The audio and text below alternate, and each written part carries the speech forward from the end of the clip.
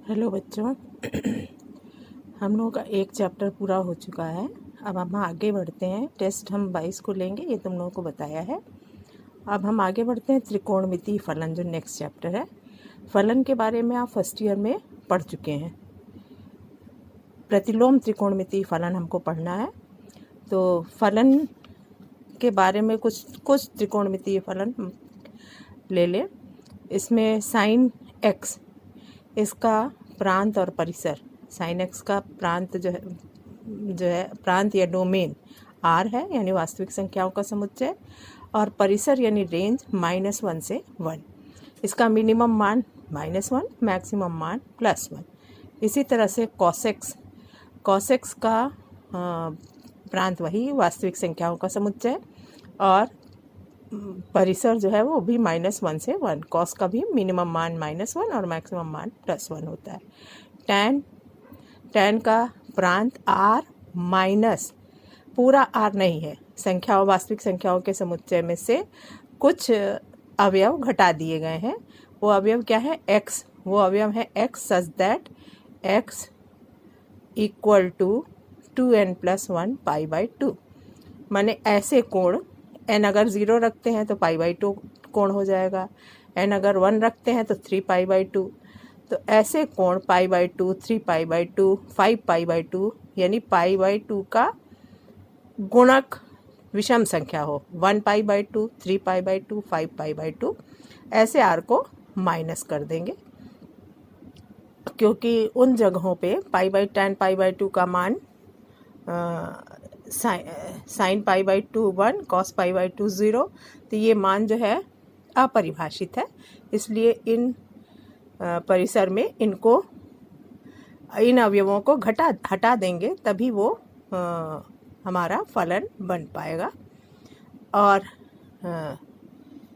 Range जो है वो पूरा आर हो जाएगा, परिसर जो है पूरा आर हो जाएगा। प्रांत आर में से बताया इन अवयवों को π/2, 3 π/2, 5 π/2, इन कोणों को घटा दें।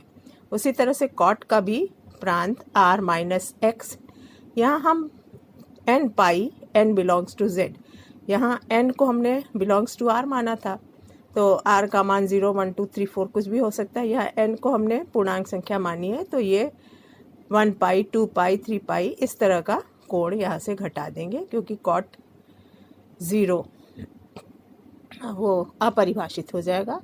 इसी तरह से सेक एक्स का प्रांत r - x, जहाँ x इक्वल टू 2n+1 π/2, इन अवयवों को r में से घटा दें तो इसका प्रांत बन जाएगा, और परिसर जो है r -1 ये अंतराल है, यहाँ से यहाँ तक के अवयवों को घटा देंगे। Cosec x r - x, x such that x is equal to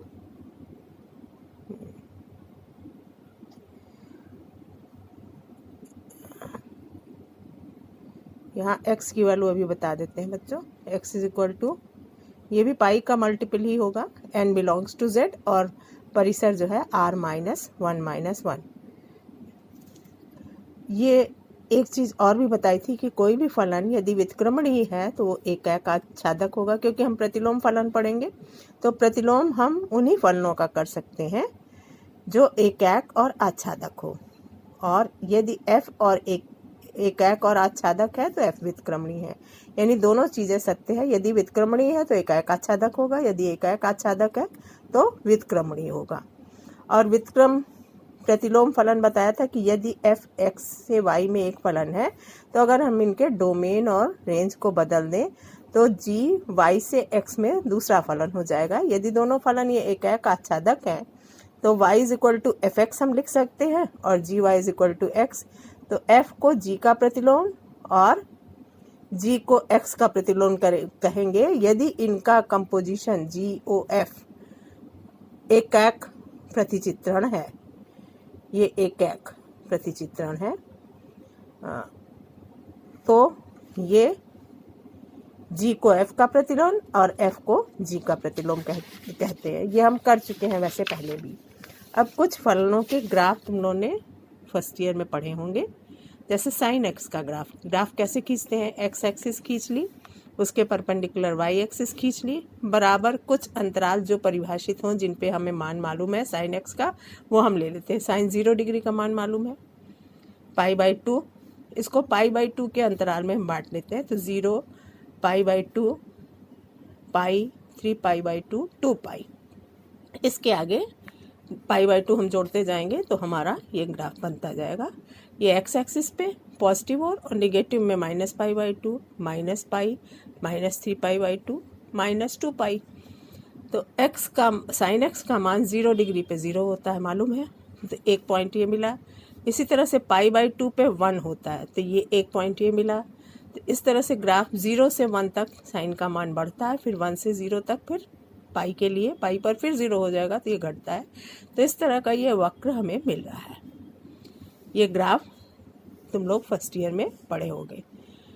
तो अगर इसी ग्राफ को हम उल्टा कर दें, उल्टा करने का मतलब है एक्स एक्सिस को वाई एक्सिस बना लें, वाई एक्सिस को एक्स एक्सिस बना लें। तो ये पहले हमने एक्स एक्सिस पे कोण रखे थे और वाई एक्सिस पे उनके मान रखे थे, त्रिकोणमितीय मान। अब हम एक्स एक्सिस पे वैल्यू रख रहे हैं और वाई एक्सिस पे कोण ले रहे हैं।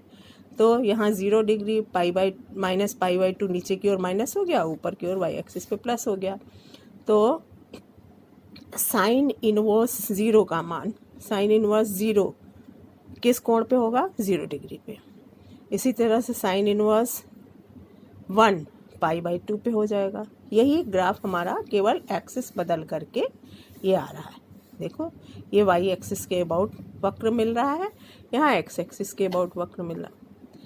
अब जो साइन वक्र पूरा केवल y = साइन एक्स का जो ग्राफ था, ये फलन नहीं है।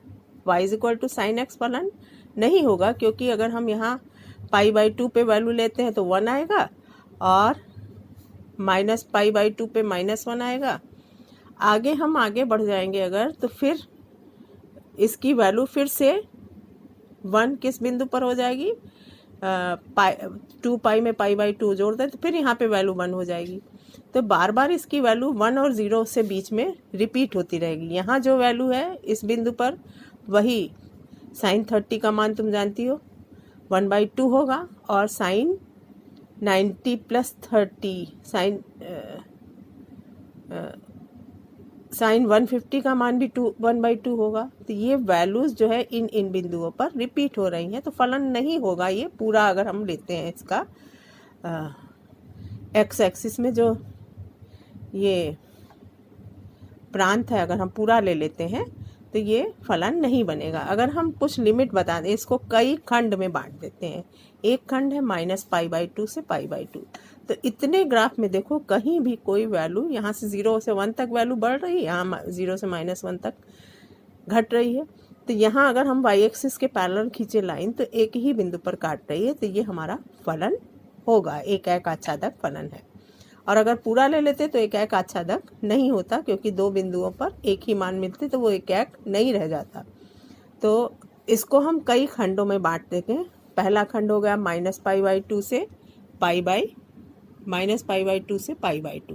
दूसरा खंड हो जाएगा π/2 से 3π/2। इधर भी खंड हो जाएगा -π/2 से -3π/2। तो कई खंडों में बांटते हैं। तो जो ये पहला खंड है -π/2 से π/2, ये मुख्य शाखा कहलाता है। और इसी पे वैल्यू अगर कोई भी मान निकालना हो थीटा का, तो ये मुख्य मान यही मान होगा, जो -π/2 से π/2 के बीच में जो कोण होगा वो मुख्य मान कहलाएगा। बाकी सारे मान मुख्य नहीं होंगे। तो इसी तरह से उतने दूर को अगर हम लेते हैं तो -π/2 से π/2 में ये जो